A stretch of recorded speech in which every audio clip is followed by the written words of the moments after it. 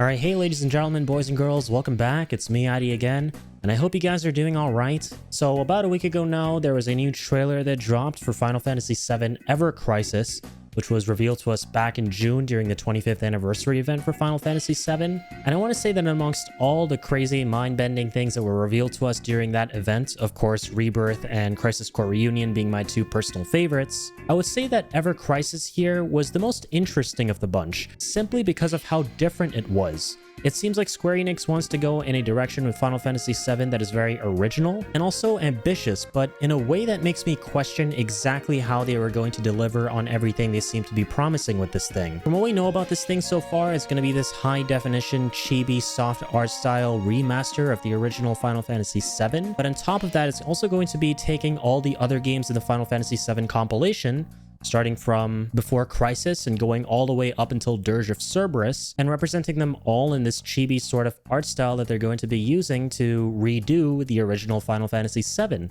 So I'm really curious to see just how they're going to execute all of this, because again, on paper, this is very ambitious, and I'm wondering just how far in scope they're going to go with retelling all of these stories. Are we going to get something at the same magnitude of the original Final Fantasy VII, or are we going to get a much more abridged version of the events of both Final Fantasy VII and the other games in this compilation within this Ever Crisis package? And so all this and more, I'm hoping, is going to be answered within this trailer, the Winter 2022 trailer, which was dropped again 11 days ago. Which I wanted to react to. I've known about this for a little bit now, but between having to edit a bunch of the videos I've had to put up on my main channel this past week, and a bunch of other stuff going on in my life off of YouTube and Twitch, I didn't have the time to sit down and watch this, but I'm here now, better late than never, and we're going to check this out. Really excited, really curious to see where they go with this thing. All right, let's go. All right, here we go. Oh. Wait, these guys, interesting. It's gotta be... Huh. Are these Before Crisis characters, maybe? I don't know, I know barely anything about Before Crisis. Okay, another possibility for a remake. Let's go. Oh, holy shit. Oh, wow. Okay, so you got like a mission select screen? Wow, okay, so that's how they're gonna be approaching the various story beats of these games, right? They're gonna be done through a mission select screen on a world map. All right, there we go. Now we're in Crisis Core. This is Zack fighting Ifrit. I forgot about this. Right, so in the turn-based stuff, they're going to be using the remake and reunion models, which is pretty sick. I like that a lot. It's a cool idea. Very, very creative. Oh, there's Sephiroth. It's so cute, man. I love the whole chibi aesthetic of it. It's going to be so interesting playing Crisis Core for the millionth time, but this time in Final Fantasy VII, the original format. You know, it's very interesting. Oh, cool. Here's all the FF7 stuff. That was Reno there. This is the bar. Wedge playing with a cat. Oh my god, Chocobo Ranch. It looks so good. That's so cute. It's so colorful. Oh, interesting. So you can play as Aerith. Huh. You can play as characters where they don't belong. That was Aerith going through the Sector 5 reactor. This all looks great. I really like the look of this game. Holy. Yeah, so Zack, Aerith, and Red 13 and the Sector 5 reactor. Okay, and this has to be Sephiroth, right? This is young Sephiroth right here. Short-haired young Sephiroth. That's so cool. We've never seen him that young before, or in any different way, shape, or form, right? Very cool, dude. So, closed beta test summer 2023 for iOS, Android. Oh my god, I forgot, right, that this game is only on mobile. No! Okay, so we're definitely going to click through various parts of this trailer again and kind of check it out and analyze it and talk about it a little bit before this video ends, because we've got to, right? But I totally forgot this thing is only coming out for mobile, right? Damn it. I knew there was something I was worried about going into this trailer. I couldn't remember what it was, and it's the fact that it's on mobile, right? Which could potentially be a bummer. You know, I don't want to be a huge downer about this. But the main reason I'm anxious is because I've never streamed anything mobile-based before on Twitch. I don't know how to do it. Maybe we can get it fired up through BlueStacks or something, but I think I remember I tried to use BlueStacks a little while ago, but to no avail. So we'll see, right? Hopefully things have changed and we're going to be able to fire this up and play it that way, but we'll see. We'll find a way. But damn, I just wish this was on more systems, right? Like the Switch, like that would be perfect for this, the Nintendo Switch. But no way, it's coming out in 2023. What a crazy year for games that's going to be, right? So much crazy stuff coming out. What a great time to be an FF7 fan. But my God, that was crazy, right? Lots of really interesting things to unpack there. So yeah, we're going to go back right now and check all this out. So the biggest question that I had before I watched this thing again was exactly how far in scope are they going to be going with retelling all the stories within the Final Fantasy VII series. And I think that this trailer gives us a pretty good idea of that, right? So if we kind of go back here and watch this beginning part, and again, I don't know who these are. I'm assuming these are characters from before Crisis, right? Maybe these are Sebastian, Asai. I don't know. Maybe you guys can let me know in the comments. That would be huge. I never played before Crisis. I vaguely know if it's story. I know that it's about a mission or two that a couple of soldiers go through that involves Zack and the Turks in some way. And even Tifa's there in some capacity. I don't know. It's a really interesting story. That's actually one of the ones I'm the most excited to experience here in Ever Crisis because it's the one that I'm the least versed with. But yeah, so right off the start, like I said before, I really appreciate the direction that Square is going with their remaster makes, I guess you could call them, because if Crisis Core Reunion is anything to go by, they're not doing full-on remasters, but they're not doing full-on remakes either. It's something in between, and I think an apt way to describe it would be redesign.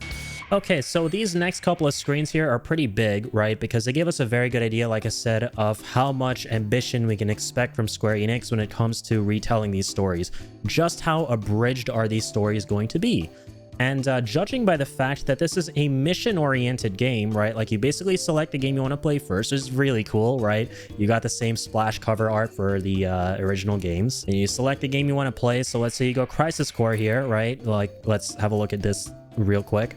So you select Crisis Core, and you got a couple of options here: the main, allies, equip, party, draw. So you can actually customize with a lot of flexibility exactly how you want to replay the story, which is another interesting thing I'll get to. But you can essentially select Crisis Core.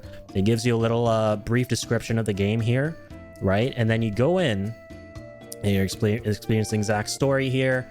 In Chibi original FF7 form, but a cuter looking version essentially, with all the non-voice dialogue text boxes and stuff, with that isometric perspective. And then here's the huge thing, right? You actually have the ability to select which mission or which story beat in the game you want to experience in mission format. I didn't even consider that this was a possibility going into this game. I thought it was just going to be like the original FF7, where they were going to be in a linear fashion, kind of showcasing the story from start to finish, with a couple of open areas here and there, like in the original game, with how you can explore the entirety of the continent in Gaia while playing. I thought that they would be taking the same approach here, but to a much more condensed sort of extent. But no, it's completely mission-based, right?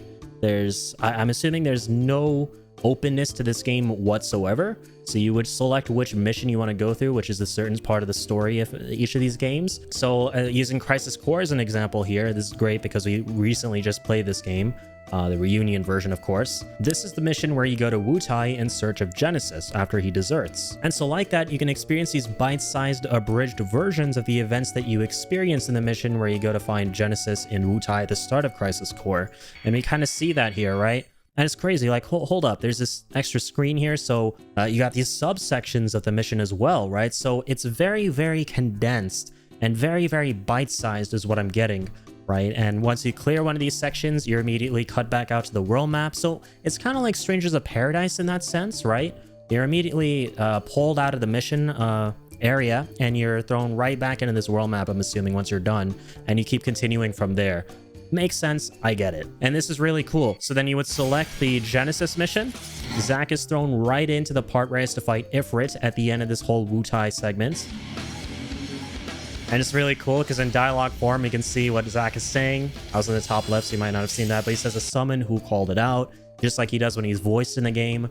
So this is crazy, right? So we got Zack here fighting a summon, and it's all turn-based. That's the other thing. All these games are going to be turn-based, right? Just like in the original Final Fantasy VII. So they're slapping a shinier version of the coat of paint that was Final Fantasy VII onto all the other games in the compilation, starting from Before Crisis to Dirge of Cerberus, which is so interesting, and I can't wait to experience it. But what's really cool with this twist they're putting on it is that when you're actually in turn-based combat, it's not going to be like a chibi version still, but it's going to be this more updated version that uses these remake-esque models of the characters, during combat, and you have this special UI and everything. It's a really cool concept. Like I said, I love the creativity that fuels the direction that Square Enix is going with their remasters. It is great stuff to see, honestly. So yeah, we have Zack fighting Ifrit here. Really cool. I just wish this was on Switch, man. Why is it only on mobile? Like, this is awesome. And Sephiroth shows up. It's so cute. It's so cool. Like, what a cool style. Right, and this is FF7, is where Tifa, Cloud, and Barret fight Airbuster. Then Cloud goes down to Sector 5. Fighting the Wu-Tai beasts at the start. Very cool. Yeah, here's Rude. Or I'm sorry, Reno. So this is the part in Final Fantasy 7. It's so cool, right? Like it's like this perfect blend of the original Final Fantasy 7 and all the updated present day quality of life user interface elements, I guess you could say, thrown in here. It's great. So for example, here we have this original Final Fantasy 7-esque setting with some characters from a top-down perspective, or an isometric perspective, if you will, like little character models. But at the same time, we have all these embellishments, right, from the modern games in the form of the UI at the bottom with how Reno is talking, right? It's like this dialogue box here, Man of Redhead, like the name of the top left, and then the dialogue, and then this really cool character art, right? Reminds me a little bit of the Persona series or something like that. You got these little cool character avatars at the bottom right? And here's the 7th Heaven bar. This is really cool too. There's some stuff going on here with Wedge, just like in the original. And this thing is so pretty, right? I love the vibrance of it. I really enjoyed this part of the trailer when I was just seeing it right now with you guys. Is Chocobo Ranch here. I love it. Everything is so bright, colorful, and you've actually got other chocobo colors here too, right? It's not just the yellow chocobos, and they're all going wark wark. I love it. It's beautiful. It's great. And again, we now have our answer for how ambitious this game is going to be and how it's going to be structured, right? Which is this segment here is likely just going to be one mission, right? You're going to be on your world map. You're going to select, okay, Chocobo Bill's Ranch. I need to get a Chocobo to circumnavigate the Midgar Zalem, go through the Mithril Mines, and hightail it to Junin, right? So we're going to be doing this little condensed mission here on the minimap. Once we get the Chocobo, that's it. It might skip us ahead to another mission where we're at the Midgar Zalem area, and that's going to be a separate mission, right? I think that's exactly how this game is going to play out, and it would be reasonable to expect that every single story beat from start to finish is going to be in that mission format that we access through a world map screen, like in Stranger of Paradise. That would make sense for scope, right? Considering they're making this for mobile, and of course they don't want to overscope, and they're not going to be able to overscope and go in the direction of making the whole game open and you being able to fluidly, you know, traverse from area to area without pause. So yeah, this makes sense. This is really cool. I like the direction this is going, and I'm hoping it turns out to be really great, and it looks like it will. Now, this is the only part that has me feeling a little bit weird, right? Is the fact that in these missions, you can kind of select whoever it is that you want from the story of Final Fantasy VII to be at those particular missions when in the actual canon story, they weren't, right? So for example, here we can have Aerith in some special dress, right? Running through Sector 5, so that's another thing. Probably cosmetics and skins, that kind of stuff are going to be in the game. Lots of microtransactions, knowing it's a mobile game. That sort of stuff is probably going to be here. I have no problems with it, right? It's cool, whatever. It's a mobile game. You got to expect that kind of stuff. As long as it's fun. This is sick too, right? The visuals look great for a mobile game. I'm liking what I'm seeing, and again, it's so interesting to see how you can have characters who don't belong in those parts of the canon story kind of mingling around there and doing things around there and fighting things around there. So I'm wondering if the way this works, like any Lego video game, is you go through these individual parts of the story as the characters that are meant to be there, and they all have their proper dialogue moments, their character moments, all that kind of jazz. And then you can maybe redo the mission as any character you would like to play as from the compilation, except they're not going to have dialogue. You know, they're just going to fight enemies, you're going to collect items as them, collect new cosmetics, and play that way. I think that would be really, really cool, right? I hope they don't kind of go in this weird direction, or maybe they will. It might be interesting to see. Again, I don't know how I feel about this. And the more I talk about it, the more excited I feel, honestly. But I don't know, I kind of hope they don't go in the direction of, okay, these characters who aren't meant to be here, like Zack, for example, and Aerith and Red 13, now start having conversations with one another and start commenting on things and doing all this alternate timeline weirdness, you know? That would be kind of jarring, right, to say the least. Especially if it's not written well. But again, I can't take any of this stuff too seriously. This is a cute little game at the end of the day that just adds so much instead of taking anything away, right? That's a good way of looking at this. Is I'm not too concerned if this game doesn't do well, right? It's just cute to have it. It's cool to have it. And the visual quality of all this looks great too, right? I'm pleasantly surprised by it. We got the characters doing their attack animations that are from the remake, which is really cool, like Barrett's Big Shot and, you know, Aerith's Healing Wind here. It's all really great looking stuff for what it's supposed to be. Yeah, I love it, man. Like, Zack doing cross slash is really funny there. And then you've got young Sephiroth here. I mean, that's so sick. And again, this is a great example of what I was talking about earlier, which is that with this game, we have nothing to lose, right? If this game isn't great, that's fine, right? And if it's amazing, that's awesome. That's great, right? It's a tiny little fun side project that Square are working on is the way I'm viewing it, while we, of course, work on the big thing, which is going to be Final Fantasy VII Rebirth. I really appreciate, again, all these little side projects they are working on that are turning out to, and I get a great impression of this, by the way, that are turning out to be labors of passion and love, right? Like Reunion really came across as that kind of game, and it was thoroughly enjoyable. I think they really poured a lot of effort into that remaster. And if that's anything to go by, I have no doubt that this game is going to be amazing. And just another little piece of art on the side while we wait for Final Fantasy VII Rebirth that is going to be a joy for this fandom to experience. And again, even though it's on iOS and Android, it's cool that it exists, right? And it's something that is, again, like, if it's not great, whatever, right? But the fact that it exists, very cool. Us FF7 fans get more amazing jazz in the series that is very near and dear to us to experience. And I love that, right? And yeah, iOS, Android, that's kind of a bummer, specifically because I don't know how well I'm going to be able to stream this because I really want to play it. And it really feels like it's a game that should be on the Switch. I don't know. It's like that perfect handheld sort of game. And I really hope they port it to that or anything, man, anything other than mobile. Like, please, please, please, please, Square, that will be amazing. But anyways, guys, Ever Crisis, that was the winter 2022 trailer of it. I can't wait. I'm really excited. It says it's coming in summer of 2023, right? Lots of really, really crazy stuff to look forward to in that year. So many good games coming out. And a great year for us Final Fantasy fans, right? Like FF16, FF7 Rebirth, especially for FF7 fans. Like these past couple years and the year that's upcoming for us, like, holy shit, there's just... It's too good. It's way too good. What a time to be alive as an FF7 fan.